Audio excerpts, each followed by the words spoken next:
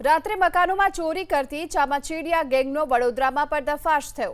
થોડા દિવસ અગાઉ માંજલપુર અને મકરપુરા વિસ્તારમાં ચોરીની ઘટના બની હતી। આ અંગેની ફરિયાદ નોંધાતા પોલીસ તપાસ કરી રહી છે અને આ દરમિયાન પોલીસને બાતમી મળી કે ફુગ્ગા વેચતા લોકો રાત્રે ચોરીની ઘટનાને અંજામ આપે છે, જેના આધારે પોલીસે તપાસ કરી દેવા સોલંકી, કબીર સોલંકી સહિત એક સગીરને ઝડપી પાડ્યો, જ્યારે કે અન્ય 3 લોકોને વોન્ટેડ જાહેર કરાયા।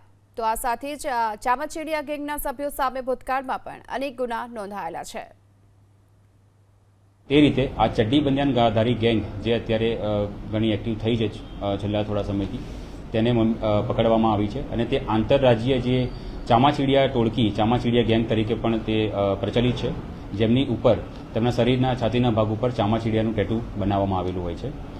આ લોકોની જે મોડસ ઓપરેન્ડી છે તેમાં તેઓ છાયાપુરી સ્ટેશન પર ઉતરે છે, ત્યાંથી ફાટકે રેલવેના પાટા સાથે ચાલતા માંજલપુર ગામ પાસે આવે છે અને ત્યાં દિવસ દરમિયાન ફુગ્ગા વેચવાના બહાને કે કોઈ લારી ચલાવવાના બહાને રેકી કરે છે અને જે બંધ મકાન મળી આવે તે મકાન પર રાત્રિના સમયે ચોરી કરવાનો પ્રયાસ કરે છે અને તાળું તોડવાનો પ્રયાસ કરે છે અને ચોરીનો સામાન લઈને અલગ અલગ ટીમો બનાવીને ચોરી કરતા હોય છે।